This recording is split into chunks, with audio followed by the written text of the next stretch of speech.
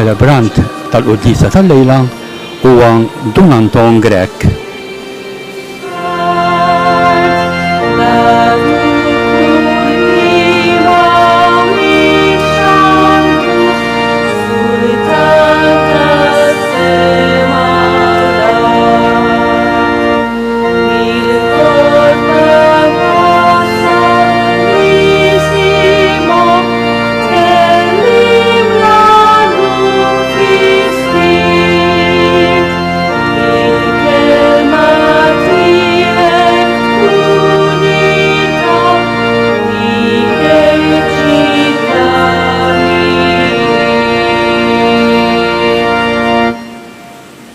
Fl-isem tal-Missier u tal-Iben tal-Ispirtu Santu, il-grazzja ta' Sidna Ġesu Kristu l-imħabba talla u l-għaqda fl-Ispirtu Santu tkun magħkom il-koll. Selmu daw kollha li qed jaraw din l-Ewkaristija fuq Shake TV, anke dawk li qed jisimgħuha permezz ta' Radio Marija. Ser nofruha l-Ewkaristija l-erwieħ tal-benefatturi ta' dan is-santwarju għal dawk li tefgħu il-petitions matul din il-ġimgħa u wkoll dawk li intom benefatturi li tgħinu il-missjoni fil-Gwatemala fejn ninsab jien, għal dawk li jenu 125 fran li marru għal dawk li huma l-ifqar fost il-foqra. Nirringrazzjakom u noffri wkoll l-Ewkaristija għalikom. Qegħdin iċċelebraw il-21 ħadd ta' matul is-sena, ejjew nibdew billi nitolbu maħfra lil Alla ta' nuqqasijiet tagħna. Ngħidu flimkien, nistqar l-Alla li jista' kollox li komħuti li jiena nibt ħafna bil-ħsieb, bil-kliem, bil-emil, billi ħallejt il-mirjieti. Tija tiegħi l-ikbar tija tiegħi. Għalhekk nitlob li l-Imqaddsa Marija dejjem verġni, l-anġlu u l-qaddisin kollha il-komħuti biex titolbu għalija mulej Alla tagħna. Eħen għalina Alla li jista' kollox, jaffrinna nubietna u jwassalna għal ħajja ta' dejjem. Mulej ħniena, Kristu ħniena, mulej ħniena. Ngħidu flimkien, glorja l-Alla fil-għoli ta' smawiet u paċi fl-art il-bnedmin ta' rida tajba, infaħruk, inberkuk, nadurawk, natuk ġej. Inroddulek ħajr għal glorja kbira tiegħek, mulej Alla Sultan tas-sema, Alla missilli tista' kollox, mulej Iben waħdini Ġesu Kristu, mulej Alla ħaruf talla bin il-missier.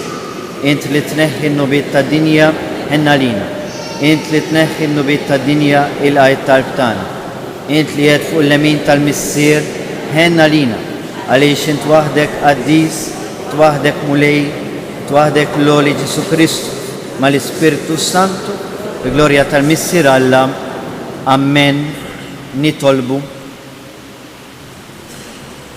U Alla, inti taqqat il-fidili tiegħek fl-imkien bil-femiet kollha tagħhom u tiġborhom rieda waħda bejnietkom.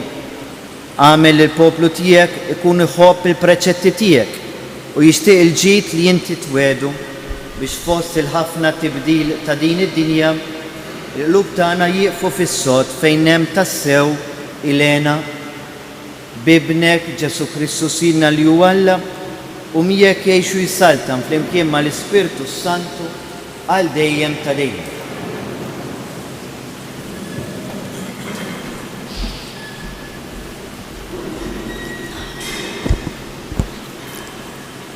Qari mill-ktieb tal-profeta Iżajja. Dan jgħid il-mulej. Għad niġi niġbor il-ġnus kollha u l-popli ta' kull il-sien. Dawn jiġu u jaraw is-sebt tiegħi. Jien nolli għalihom sinjal u nibgħat lil xi wħud mill-fdal ta' Iżrael għand il-ġnus f'Tarsis, Put, Lud u Mesek, Ros, Tubal u Ġawan, u lejn ix-xtut imbeda li qatt ma semgħu biha u qatt ma raw is-sebħ tiegħi u huma jxandru s-sebħ tiegħi qalb il-ġnus. u jġibu l-ħutkom kollha minn kull ġens bħala offerta lil mulej. Iġibuhom fuq żwiemel u karrijiet, fuq suġġetti u bowla u ġmla għal fuq il-muntanja qaddisa tiegħi f'Ġerusalemm, jgħid il-mulej. Bħal mawlid Iżrael iġibu l-offerti tal-qamuħ tagħhom f'ġarar indaf fit-tempju tal-mulej. U lil xi wħud minnhom neħodhom b'qassisin u leviti, jgħid il-mulej. Il-kelma tal-mulej. Salm responsorjali ngħidu flimkien. Morru fid-dinja kollha xandru l-Evanġelju. Morru fid-dinja kollha xandru l-Evanġelju. Faħru mulej intom ġnus kollha. Sebħu intom popli kollha. Ngħidu flimkien. Morru fid-dinja kollha xandru l-Evanġelju. Għax kbira hi t-tiba tiegħu magħna, il-fedeltà tal-mulej tiqbal dejjem. Ngħidu flimkien. Morru fid-dinja kollha xandru l-Evanġelju. It-tieni qari, il-mulej widdeb lil min iħobb. Qari mill-ittra lil Lut. Ħuti, insejtu għal kollox il-kelma ta' twissija li qalilkom tawlit li intom.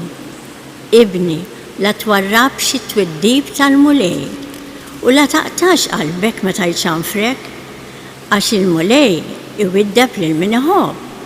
Jolqot lil kull min jilqa' bibnu. U għall-edukazzjoni tagħkom li intom qegħdin tbagħtu, Alla qiegħed jimxi magħkom tawliet. Minnu dak li ben li missieru ma jwidbux. Tassew li bħalissa kull twiddiba ma tferraħniex imma tnikkitna. Iżda mbagħad lil dawk li jkunu tħarġu bija hija troddilhom il-frott ta' ħajja mimlija bis-sliem u l-ġustizzja. Mela erfgħu l-idejn merħija u l-irkubtejn mitluqa tagħkom u waqbdu triq dritta għar-riġlejkom biex min sob ma joħroġ mit-triq imma jerġa' jieħu saħħtu. Il-kelma tal-mulej. Jekk jogħġobkom qumu bil-wifq għall-Evanġelju.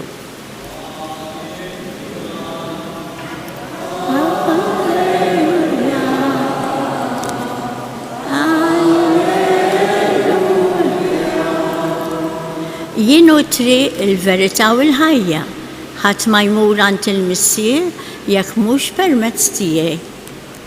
Alleluja, alleluja, alleluja. Il-mulej magħkom qari mill-Evanġelju skont San Luqa. F'dak iż-żmien huwa sejjer lejn Ġerusalemm, Ġesu għadda jgħallem f'xi bliet u rħula. U kien hemm wieħed qallu, mulej, jaqgħu ftit huma dawk li jsalvaw, u huwa weġġibhom. Tħabbtu biex tidħlu mill-bieb id-dejjaq, għax kif ngħidilkom jien, ħafna għad ifittxu li jidħlu u ma jirnexxilhomx. Għax meta sid id-dar ikun qam jagħlaq il-bieb, intom tibqgħu barra u tibqgħu tħabbtu l-bieb u tgħidu, mulej, iftħilna. Iżda hu iweġibkom u jgħid, ma nafx mnejn intom. Imbagħad taqbdu tgħidulu, kilna u xrobna miegħek aħna u int tallimt fil-pjazzett tagħna. U wieġeb u jgħidilkom, ma nafx mnejn intom, morru minn qudiemi, intom il-koll li tagħmlu dak li mhux sewwa. Hemmhekk ikun hemm il-biki u t-tażżiż ta' snien, meta taraw lil Abraham u lil Iżak u lil Ġakob u l-profeti kollha fis-saltna ta' Alla u intom imkeċċija l-barra. U jiġu nies mill-vant u mill-punent, mit-tramuntana u min-nofsinhar, joqogħdu għall-mejda fis-saltna ta' Alla. Waraw, hawn minnu tal-aħħar u għad ikun l-ewwel u hawn minnu tal-ewwel u għad ikun l-aħħar il-kelma tal-mulej.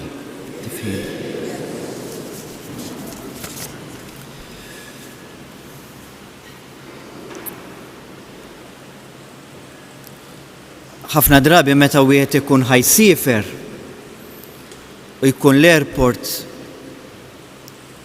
wieħed ikollu jgħaddi minn dak li jissejjaħ il-metal detector. U sakemm wieħed jgħaddi biex jiċċekkjawh llum iktar minn qabel, ikollok tibda tneħħi prattikament kollox. Iż-żarbun, jekk għandek ġakketta,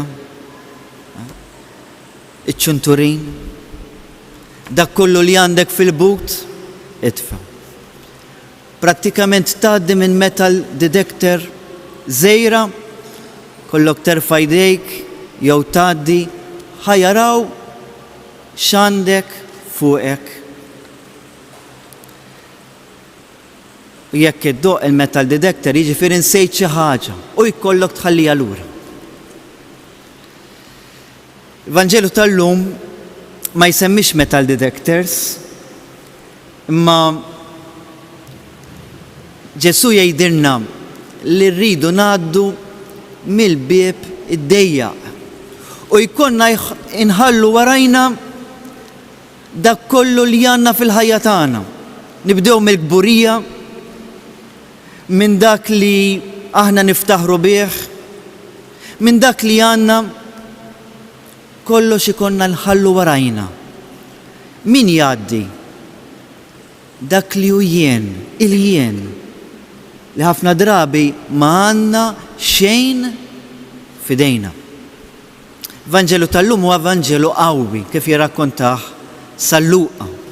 Salluqa huwa l-evanġelista li jitkellem matul din is-sena u li Ġesu jinsab fi vjaġġ lejn Ġerusalemm.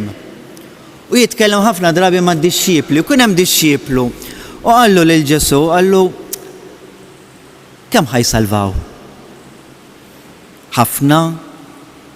Ftit? Hemm xi numru partikulari? Mistoqsija interessanti, li kemm il-darba nagħmlu fil-ħajja tagħna. Hemm reliġjonijiet li jgħidu ħajkunu 144,000 għax hekk jitkellem il-ktieb tal-Apokalissi. Jitkellem Ġesu mill-matematika jgħid jagħti xi numru laqqas xejn, anzi ma jwieġibx għall-mistoqsija. Ħafna drabi meta li Ġesu jagħmlulu mistoqsija jipprova jevita u jaħrab. U Ġesu jagħti din ir-referenza. Tħabtu biex tidħlu mill-bieb id-dejjaq. Il-kelma Griega fl-oriġinal tħabtu hija interessanti. Il-kelma hija agonija. Il-kelma agonija fir-realtà għall-Grieg kienet meta wieħed jagħmel ħiltu kollha, jagħmel l-isforz kollu jitħabat waqt xi kompetizzjoni. Il-Grieg iftakru li huma li vintaw l-Olimpjadi, kienu jagħmlu l-atletika. Allura kienu jagħmlu min jirbaħwa minn dak li ħajgħaddi mill-agonija. It-taħbit. Ma nafx forsi xi darba kontux ma' xi ħadd agonija, taraw fejn jasal il-bniedem jiġġieled bejn ħajja u mewt.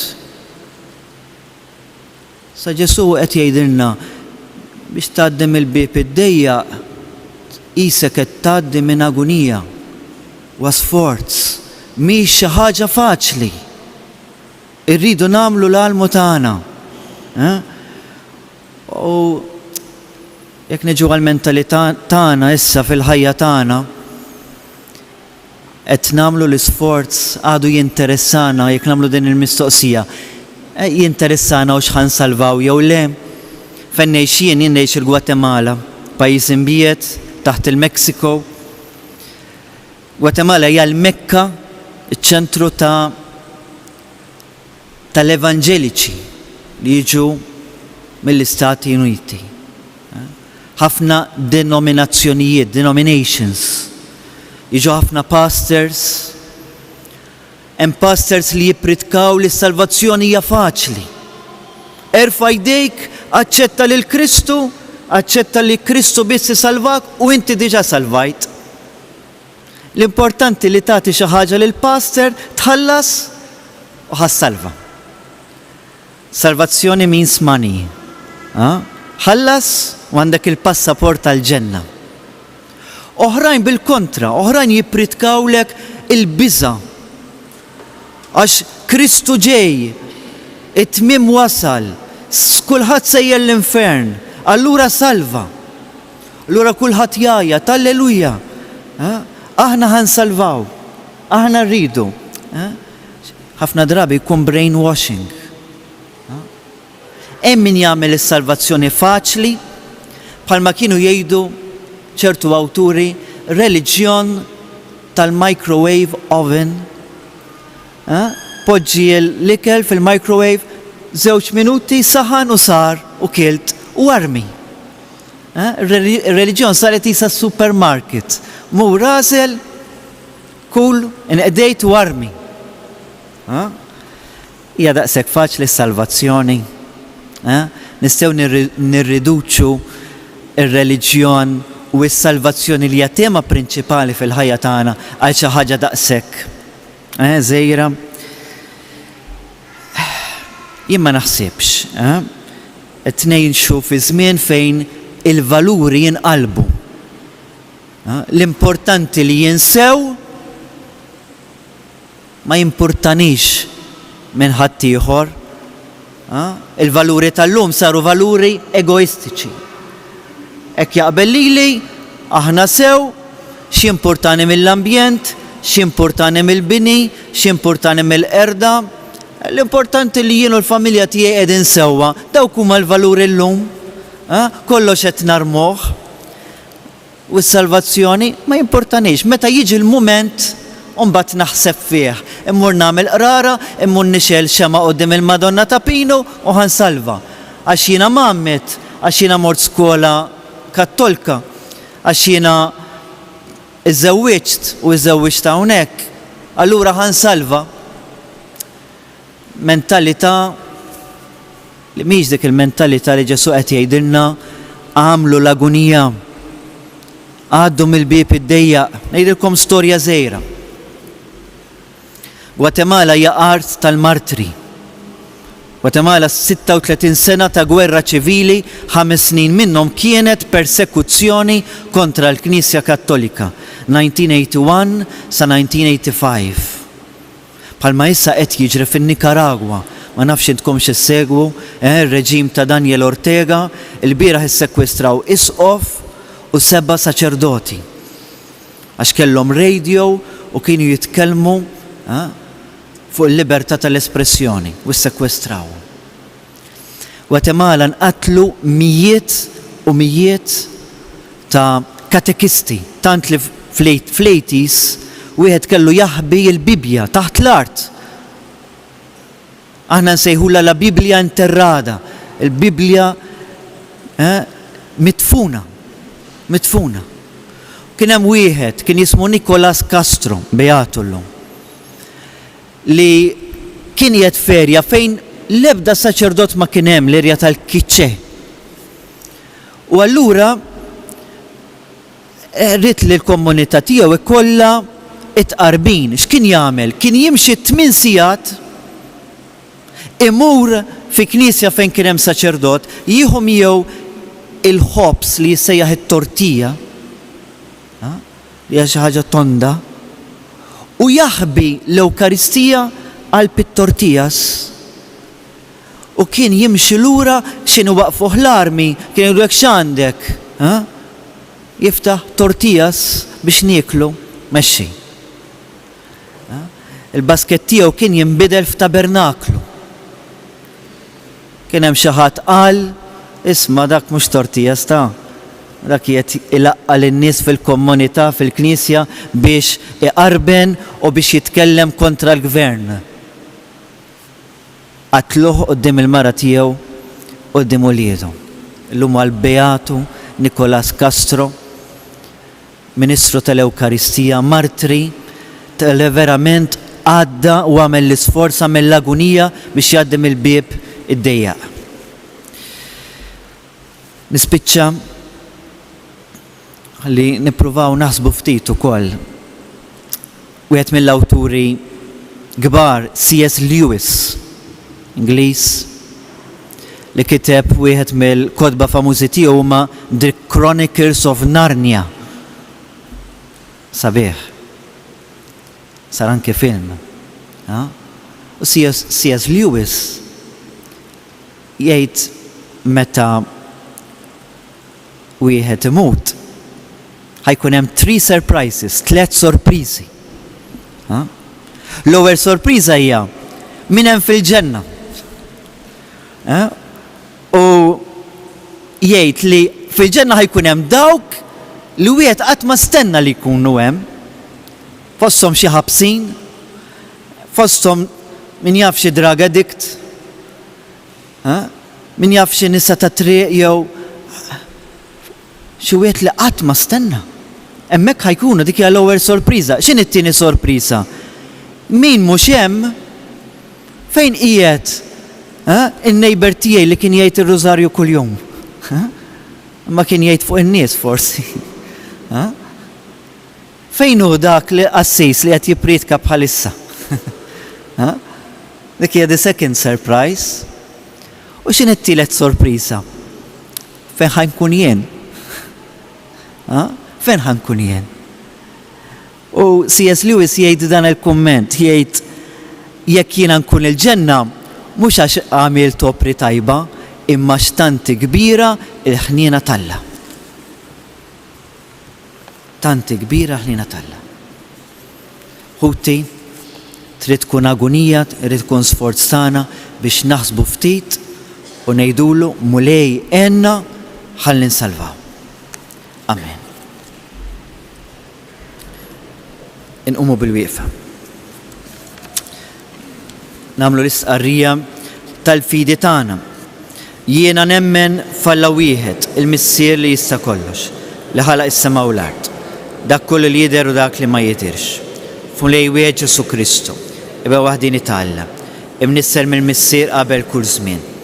Alla minn Alla, daw minn dawl, Alla veru minn Alla veru, imnissel mhux magħmul, natura waħda mal-Missier u bih sar kollox.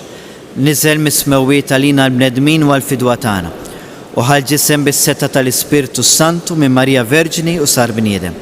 Salbuh għalina, bata taħt Ponzu Pilatu, mietu dufnuh.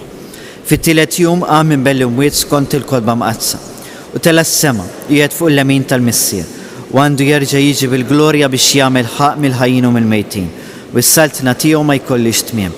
Fl-Ispirtu Santu mulej li jagħti l-ħajja li ġej mill-Missier u mill-Liben li hu meqjum mweġġaħ flimkien mal-Missier u mal-Liben u li tkellem b'fomm il-profeti u fi knisja waħda qaddisa kattolika apostolika nistqar ma'mudija waħda l-maħfra ta' dnubiet nistenna l-qawma mill-imwiet u l-ħajja ta' żmien li ġej. Amen. Ħuti.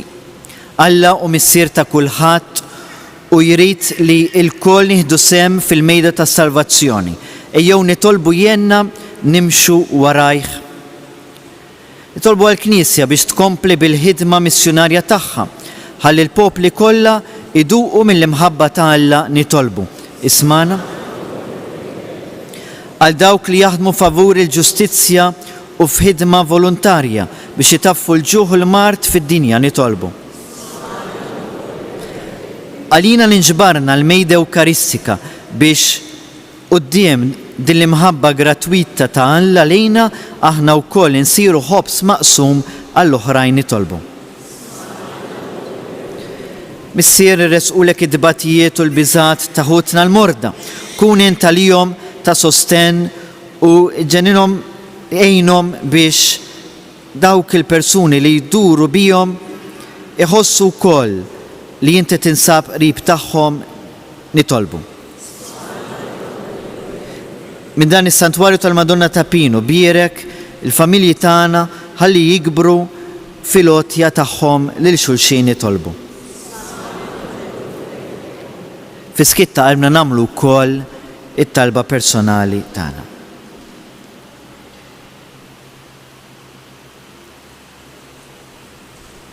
Missier, inta turina li jeħtieġ li ngħaddu mill-bib id-dejjaq enna nifmu li s-salib mahux kastig, iżda triq li twassalna għandek bi Kristus sidna. Amen.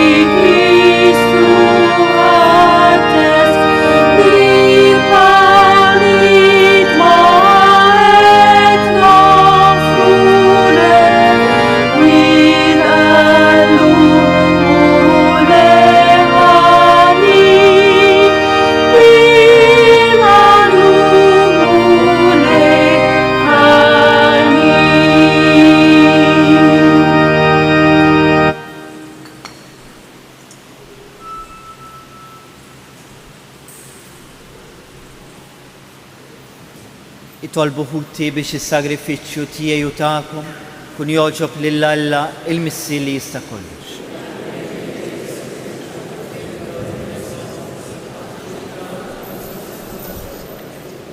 Int mulej b'sagrifiċċju wieħed magħmul darba l dejjem ksibt għalik poplu u tajtu l-grazzja tal-adozzjoni kun twajjeb mal-Knisja tiegħek u għatija d-doni tal-għaqda u s-slim bi Kristus sidna. Il-mulej ma'kom nerfow lubna l-fuq. Nizzu ħajr lil-mulej Alla tagħna. Sewa u xieraq tas-sew mulej missier qaddis Alla ta' dejjem li tista' kollox, tajjeb u taġid tas-salvazzjoni tagħna li dejjem u kullimkien irroddulek ħajr bi Kristus sidna. Bil-emil tiegħu tal-aġel li seħ fil-misseru tal-lejt, konna meħlusa mid-dnub u l-madmat tal-mewt, msejħin għal dan is-seb kbir li nkunu ġens maħtur, saltna ta' qassisin, nazzjon qaddis, poplu miksub u li nxandru ma' kullimkien is-seta tiegħek li se jaħtilna mid-dlam għad-dawl tiegħek tal-aġel.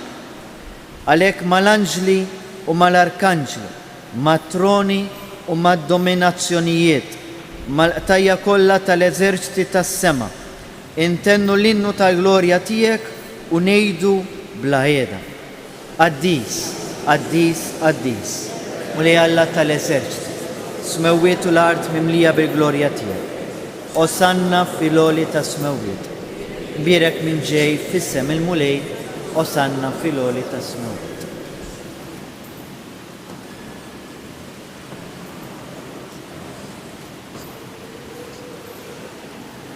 Qaddis tas-sew int mulej inti lajn ta' kull qudusija. Qaddes għalhekk nitolbuk dal-offerti bil-barka tal-Ispirtu tiegħek biex isiru għalina l-ġisem u d-dem ta' Siedna Ġesu Kristu li meta kien se jingħata biex minn rajħibati ħal-ħobs radd il-ħajr qasam tal-disċipli tiegħu u qal: ħudu u kulu il-kol minn dan, għax dan huwa ġismi li jingħata għalik.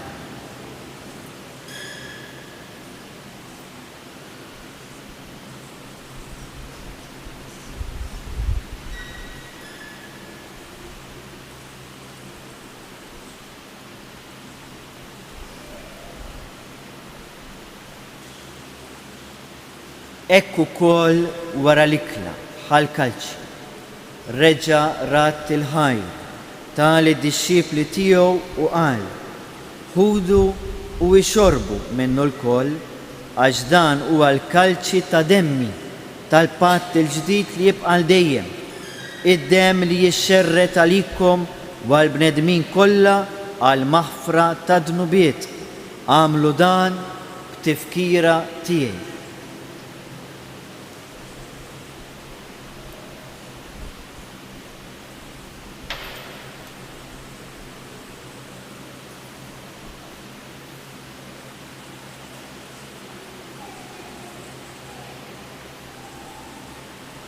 Dan hu il-misteru tal-fidi.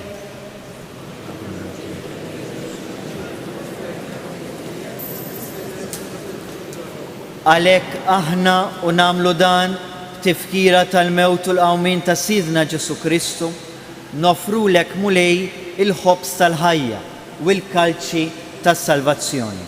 U rrodulek ħajr għax oġbok tilqana hawn quddiemek biex naqduk. U miċċo kontana nitolbu li l-Ispirtu Santu jaqadna f'ġisem wieħed lilna li nieħdu sem mill-ġisem u d-dem ta' Kristu. Ftakkar mulej fil-Knisja tiegħek imxerda mad-dinja kollha. Wettaqa fl-imħabba fl-imkien mal-Papa Franġisku, mal-Isqof tagħna Antonio u mal-Ministri tiegħek kollha. Ftakar ukoll f'ħutna li raqdu bit-tama tal-qawmien, speċjalment fil-benefatturi ta' dan is-santwarju ta' Pini. Ftakar fil-mejtin kollha. Daħħalhom quddiemek fid-dawl tas-seb tiegħek. Ħen għalina l-koll nitolbuk. Għati lilna wkoll il-wirt tal-ħajja ta' dejjem fl-imkien mal-Verġni Mqazza u Malla Marija, mal-Apostlu u l-Qaddisin kollha, ma' San Ġusepp, ma' dawk li jgħixu fil-ħbebrija tiegħek sa mill-bidu tad-dinja. Għamel li magħhom infaħruk u nsebħuk Ġesu Kristu ibnek. Bi Kristu, ma' Kristu u fi Kristu jingħata lilek Alla missi li tista' kollox flimkien mal-Ispirtu Santu kull ġieħu glorja għal dejjem ta' dejjem. Amen. Din il-ġimgħa is-Santwarju ta' Pino inġib teżor kbir. Il-fdalijiet tal-qaddej Alla Dummi Kilattart li kien iħobb ħafna dan is-santwarju u jinsab fil-proċess biex xi darba jkun qaddis. U Dummi Kilattart kien jgħid din il-kelma, kien id-direttur spiritwali tagħna, ħafna qassisin. It's costly either way. Jekk tagħmel it-tajjeb tiswa, imma jekk tagħmel ħażin ħajjiswilek ukoll. Sa jew għal fuq jew għal isfel. Jew ħansalvaw jew mhux ħansalvaw. It's costly either way. Għalhekk ejjew nresqu t-talba tagħna lil Alla l-Missier u nitolbuh li jidħol għalina biex b'ċertu kuraġġ, b'ċertu fidi ngħidu din it-talba. Kulħadd, missierna li inti fis-Smawit jitqaddes ismi, tiġi saltnati, kull tritien kif is-sema ddafnat. Ħobżna ta' kuljum għatina llum. Aħfrinna n-nubietna, u ma nafru lil menu ħatina lilna. La daħalniex fit-tiġrid, seħlisna mid-deni. Eħlisna nitolbuk mulej minn kull deni. Għatina fit-tieba u ħnina tiegħek il-paċi fi żmienna biex inkunu ħirsa dejjem midnub u mħarsa minn kull inkwiet. Aħna u nistennew u nittamaw il-ħena u l-miġja tas-Salvatur tagħna Ġesu Kristu. U lej Ġesu Kristu li għedt l-Apostli tiegħek inħallilkom islim natikom islim tiegħi la tħares lejn nubietna, iżda ħares lejn il-fidi tal-Knisja tiegħek, għatija slim u laqda li inti trid fija titgħixu s-saltan għal dejjem ta' dejjem. Paċi tal-mulej tkun dejjem magħkom. Għatu sinjal ta' paċi lil xulxin.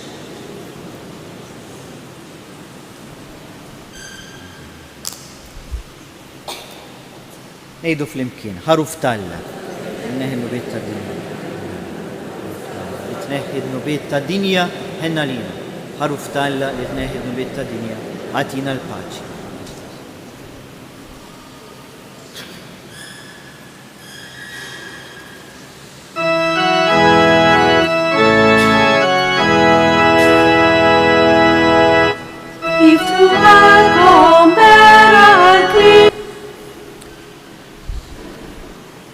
Dan u Ġesu, dan u l-ħaruf tal-Alla, dan u li neħidnu bit ta' dinja, għanin dawk li huma mistidna għall-ikla tal-ħaruf. Mulej ma jisħol li tħol taħt is-safti. Iżejt kelma waħda. U ruħi tkun infejn. Ġisem, b'dem tkun ħarsuna ħajja tal-ijom. Amen.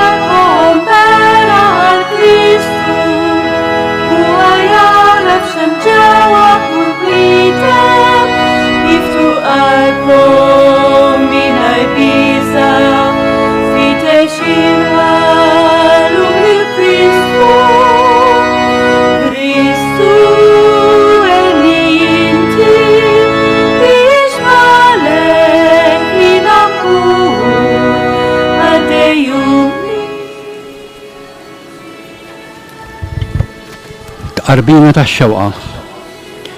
Ġesu, jiena nemmen li inti tinsab ta' bilħaq fis-sagrament tal-Ewkaristija. Irrid inħobbok fuq kollox u fuq kulħadd. Inti taf li nixtieq nirċevik ġewwa fija, imma ġara darba bħalissa ma nixtax nilqek f'qalbi ġewwa fija sagramentalment, nitolbok li tiġi fija spiritwalment. Ejja għandi Ġesu tiegħi biex jiena ninaqat miegħek. Ħeġġiġni bl-imħabba għalik biex f'ħajti u f'mewti jiena nemmen dejjem fik, nittama fik u nibqa' nħobbok għal dejjem. Amen. Ruħ ta' Kristu għaddisni, ġisem ta' Kristu salvani, dem ta' Kristu ferraħni, ilma tul-kassat ta' Kristu aħsinni, passjoni ta' Kristu sabbarni. Ġesu ħanin ismani, fil-pjagi tiegħek aħbini, la tħallina qatt ninfiret minnek, mill-għadu ħażin ħarisni, fis-sija ta' mewti sejjaħli, ġewwa ħdanek il-qani biex mal-anġli u l-qaddisin tiegħek infaħrek għal-kemm twila l-eternità hekk ikun. Mulej, għamilni strument tal-paċi tiegħek, fejn hemm il-mibeda ħallini nħeġġeġ l-imħabba, fejn hemm il-ħtija ħallini nferrex il-maħfra, fejn hemm id-dubju ħallini ndaħħal il-fidi, fejn hemm il-qtieħ il-qalb ħallini nqawwi t-tama, fejn hemm id-dlam ħallini nkebbes id-dawl, fejn hemm in-niket ħallini nxerret il-ferħ.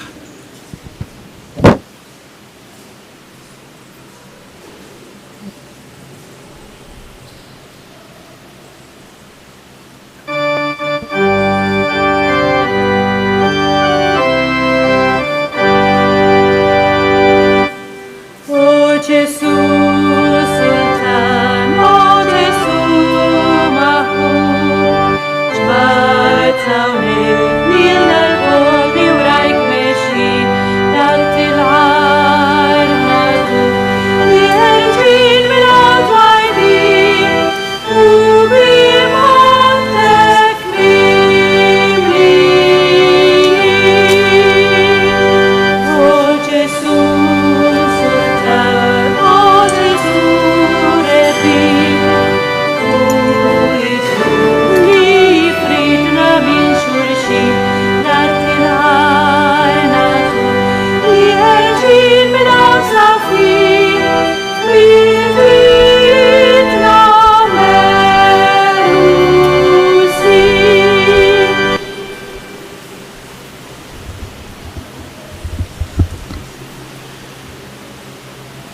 jew noqogħdu ftit mumenti fiskiet.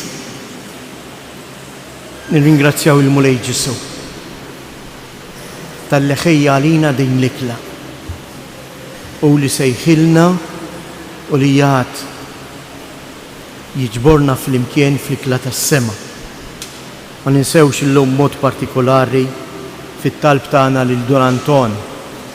Don Anton is-sena wkoll qed jagħlaq 25 sena mill-ordinazzjoni saċerdotali tiegħu, 25 sena ta' ħidma missjonarja ġewwa l-Gwatemala. Għalhekk ejjew nweduh ukoll li nsostnuh bit-talb tagħna. U biex ikompli bil-qawwa kollha bl-għajnuna tal-Mulej ikompli jidewwaq l-imħabba ta' Alla lil dawk li għadhom ma għarfuhx.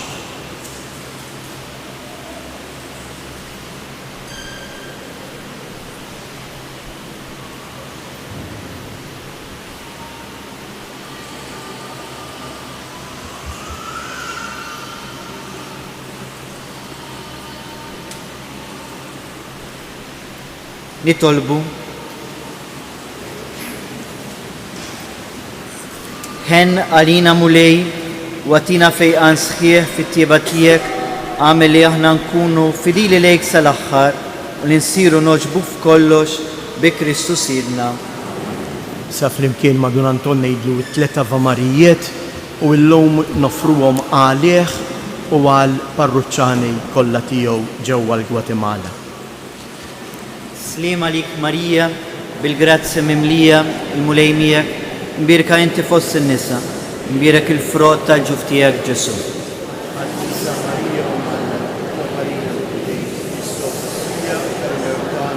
Slima lik Marija, bil-grazzi mimlija, Sinjur miegħek, imbirka inti fost in-nisa, u imbirek il-frott tal-ġuf tiegħek Ġesu.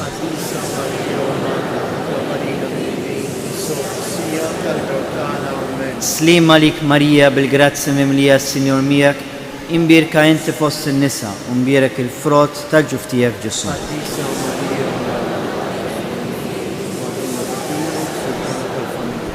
Madonna ta' Pino, Sultana tal-familja, una dejjem. Il-Mulej ma'kom, berikom Alla li jista' kollox, Missier, li ben l-Spiritu Santu, morru fil-paċi ta' Kristu.